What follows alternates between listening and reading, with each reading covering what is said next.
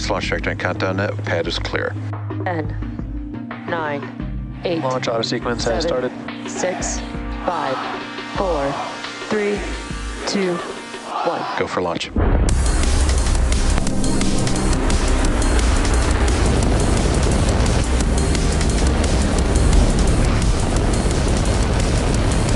Vehicle is supersonic.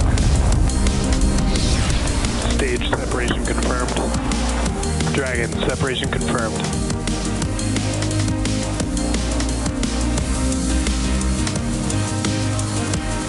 Stage 1 is transonic. Landing legs have deployed. And Falcon 9 has landed. Hello everyone and happy Saturday. On your screen right now is a live view of the Falcon 9 rocket as it waits for its 7:25 a.m. Pacific time launch from Slick 4 East at Vandenberg Space Force Base in California. Today's launch marks SpaceX's 260th launch overall and our 61st launch of the year. My name is Zachary Lupin, and I'm an avionics reliability engineer here at SpaceX, joining you from our headquarters about 150 miles southeast of the launch site. In just under 11 minutes from now, we'll be sending the Space Development Agency's second Tranche 0 mission to low Earth orbit. For those of you following along, you'll know we stood down from our last 2 launch attempts. During standard pre-launch checkouts on Thursday morning, one of the first stage engines was not responding as expected. The team worked through that issue during the countdown, but ultimately decided to stand down for the day to take a closer look. Similarly, during yesterday's launch attempt, a valve on the ground support equipment was behaving out of family. After completing checkouts yesterday and verifying the vehicle and ground support equipment is healthy, we're back into the count and not tracking any blockers to launch at this point. As mentioned, today's mission is for our customer SDA in support of their overall constellation called the Proliferated Warfighter Space Architecture, or PWSA for short. Along with delivering the SDA's 11 payloads to orbit, SpaceX also designed and built 2 of the mission payloads that will serve as part of the PWSA's tracking layer, which will provide global indications, warning, tracking, and targeting of advanced missile threats, including hypersonic missile systems. The SDA prioritizes speed by leveraging commercial advances and delivering capabilities on 2-year timelines, with the goal of quickly delivering space-based capabilities to support terrestrial missions through development, fielding, and operation of the PWSA. The payloads on board will allow combatant commands to start to develop their exercise and operational plans around access to data that they can expect to receive from future tranches of their constellation. At just around the T-9 minute mark, the range is ready to support and weather is currently 90% favorable for launch. The vehicle and payload are in good health and tracking towards a T0 of 7:25 a.m. Pacific time. Now, it's also worth mentioning, at the request of our customer, we will not be sharing any views from the second stage today and will therefore end the webcast at around the T+8 minute mark just after Falcon 9 touches back down onto land. Located at the very top of Falcon 9 on your screen, we have the payload fairing, and it measures about 40 feet in length and 17 feet in diameter. Now, to put that size into perspective, an average fire truck is about 40 feet long and 12 feet wide, so a fire truck would fit comfortably inside our payload fairing.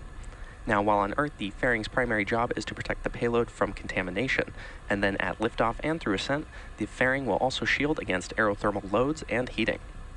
Once we reach the vacuum of space, we will jettison the fairing, and the second stage will continue on its journey to orbit, carrying the payload.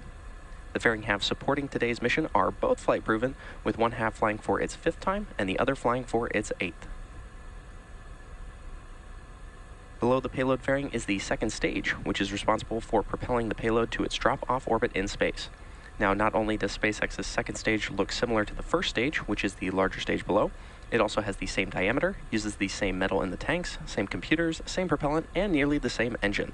And this allows us to use similar tooling, design, and systems, which results in greater efficiency and reliability.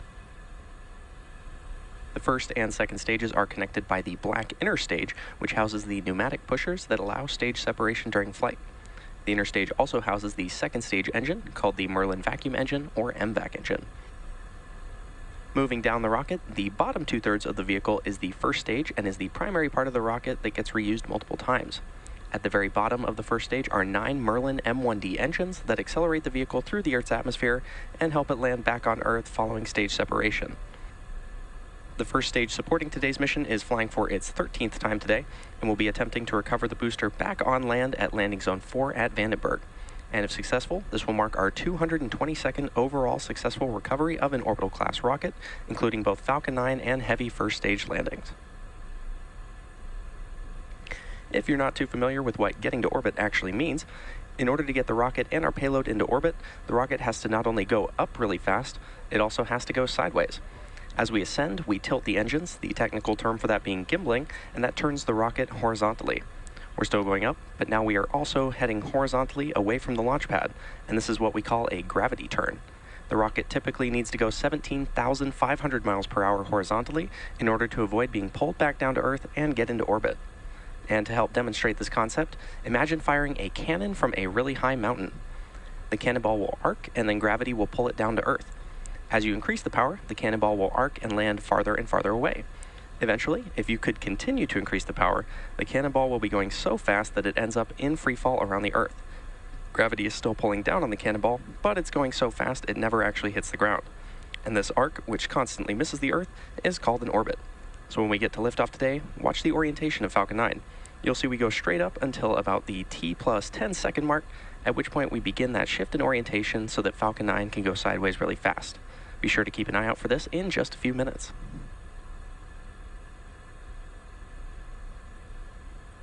So far, we're at T minus 5 minutes and 28 seconds and counting, and all systems are go for an on-time liftoff. The range is currently green, and weather is 90% favorable. Vehicle and payload continue to be healthy. However, if for some reason we're not able to launch today, we do have a backup opportunity tomorrow at the same time.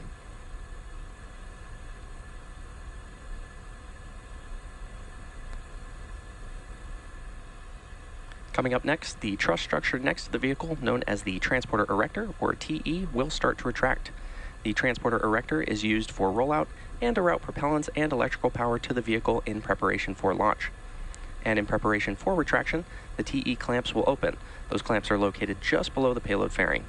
The transporter erector will then pull away from the rocket slightly, and then at T0, hydraulics pull the transporter erector even further away from Falcon 9 as it lifts off. And we should see those clamp arms beginning to open just below the payload fairing in about 10 seconds from now.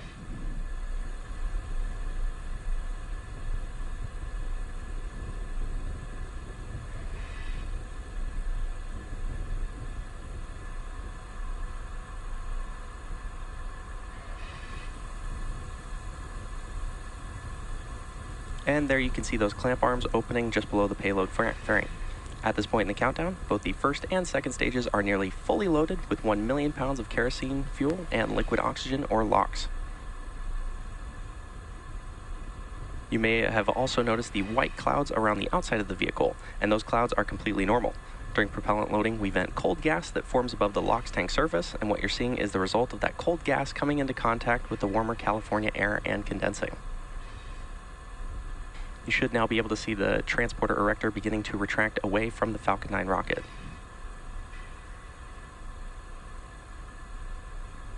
Both first stage and second stage should finish loading propellant about a minute apart from each other. The first stage finishes up at the T minus 3 minute mark, and the second stage at T minus 2 minutes. At T minus 60 seconds, Falcon 9 will be in startup, and this means that the rocket's autonomous internal flight computers will have taken over the launch countdown. And just inside of T minus 2 seconds, we light the Merlin 1D engines, and then we're set for liftoff. Stage 1 lock slow is complete. Pogo. And there you heard that call out that stage 1 LOX loading is complete.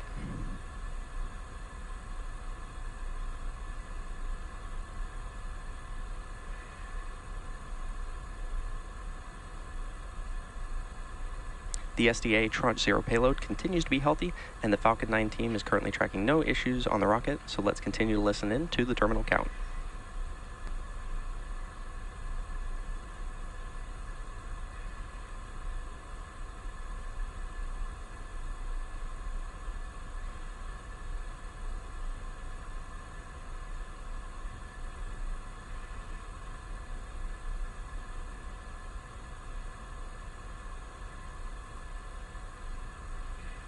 In just a few moments, we should hear that call out that stage 2 LOX loading is complete on the vehicle.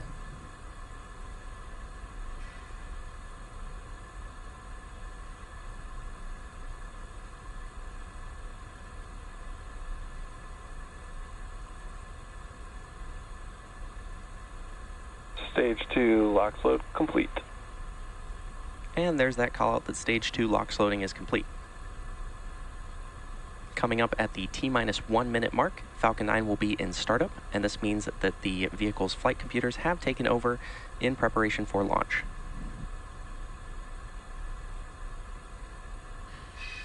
Vehicle gas closeouts.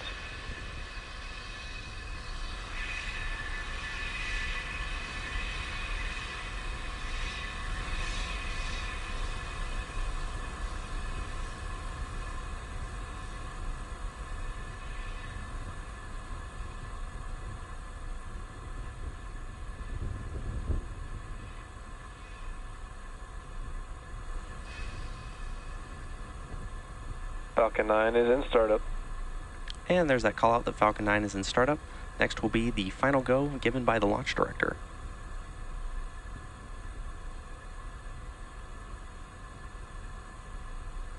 LD is go for launch. At T-minus 40 seconds, all systems are go for launch of Falcon 9 and the Space Development Agency's second Tranche 0 mission. So let's sit back and watch as Falcon 9 heads into space. 30 seconds.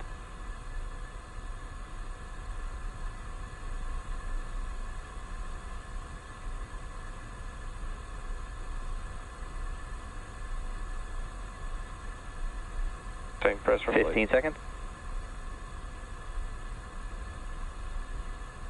T-minus 10, 9, 8, 7, 6, 5, 4, 3, 2, 1. Ignition, engines full power, and liftoff of Space Development Agency 0B. Go Falcon, go SDA.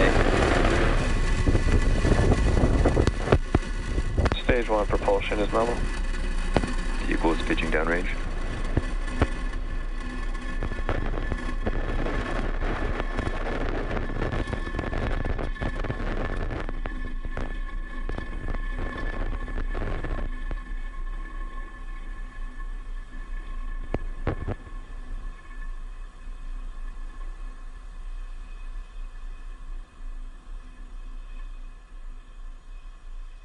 We're now T-plus 40 seconds into the Space Development Agency's second Tranche 0 mission. Stage 1 Power and throttle. telemetry nominal. Falcon 9 has throttled down to prepare for max Q, which should occur within the next 30 seconds or so.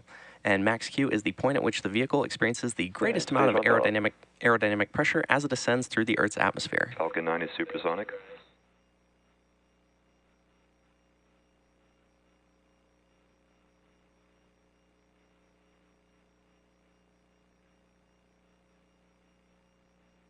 Max Q. And there's that call out for max Q, and everything is looking good with the rocket's trajectory so far. Now we have 5 events coming up in rather quick succession, and these are MECO, stage separation, stage 1 flip, SES-1, and then the boost back burn. MECO, also known as main engine cutoff, is when we shut down all 9 Merlin 1D engines on the first stage. Stage separation is when the first and second stages separate from one another, and this is followed by stage separation when the first stage will flip over and conduct a boost back burn to fly back towards land. SES-1, or second engine start 1, is when we ignite the single Merlin vacuum engine on the second stage. Now, as a reminder, we won't be showing any views of our second stage today at the request of our customer.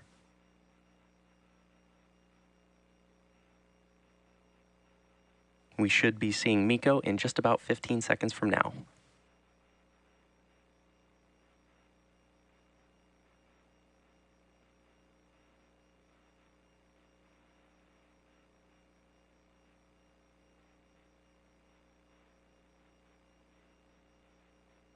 And MECO. Stage separation confirmed.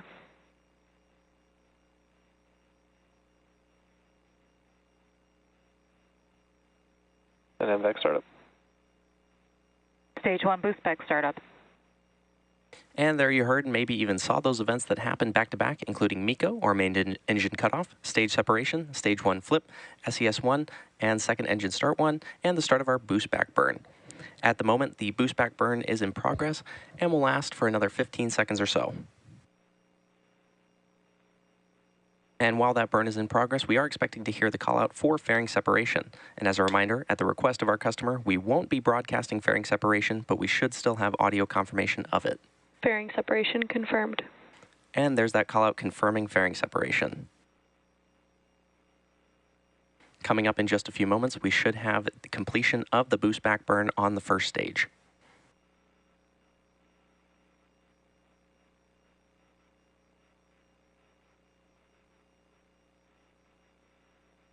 Stage 1 boost back shutdown. And with the boost back burn done, our first stage is now headed back to Earth and will be attempting its land landing in just a few minutes. One of the nice things about land landings is we're not subject to ocean weather, and it's pretty convenient to land the first stage right next to where it lifted off. However, our ability to execute a land landing is really dependent upon the customer's needs. Both vehicles are following a nominal trajectory. Their mission trajectory and performance needed by the satellite determines if we can return to land. In order to complete today's land landing, the first stage has 2 more burns left. Next up is the entry burn, which will help to slow the stage down as it re-enters the upper part of the Earth's atmosphere. If you're just joining us, we just had successful liftoff of Falcon 9 and the Space Development Agency's second Tranche 0 mission. As the mission name suggests, today's customer is the SDA, or Space Development Agency. After an on-time liftoff, we had successful main engine cutoff, stage separation, stage 1 flip, second engine start 1, boost back burn, and fairing separation from the second stage. We're now coming up on the second burn on our first stage today, the entry burn, which should start in just over a minute from now.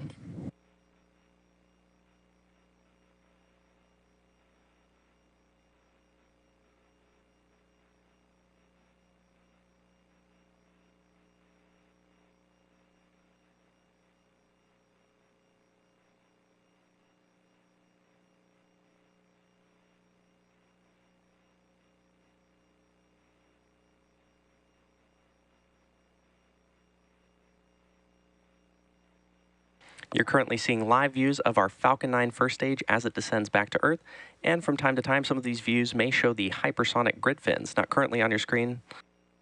These hypersonic grid fins help steer the vehicle during descent as we re-enter Earth's atmosphere. Signal, Baja, Mexico.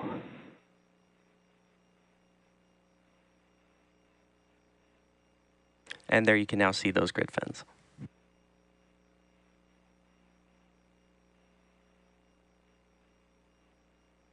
Coming up in just a few moments, we should have the Stage 1 entry burn startup.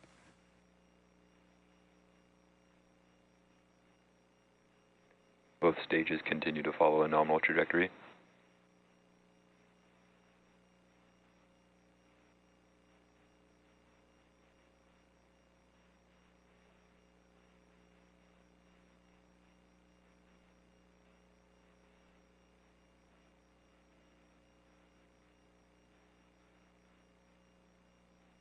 Stage 1 entry burn startup.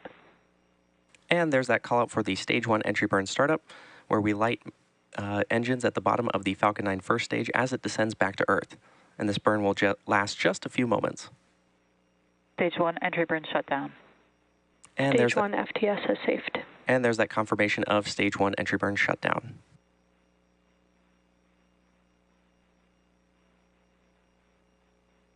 As a reminder, we'll be ending our webcast after Falcon 9 lands, and we won't be sharing any views from our second stage at the request of our customer. Coming up in in just a few moments from now, we should have the landing burn startup on the Falcon 9 first stage.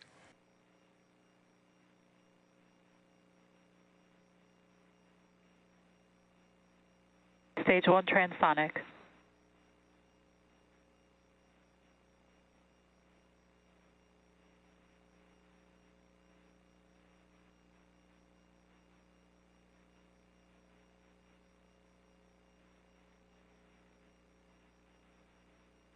Stage 1 landing burn. And there's that confirmation of landing burn start. This burn should last just around 15 seconds or so. Stage 1 landing leg deploy.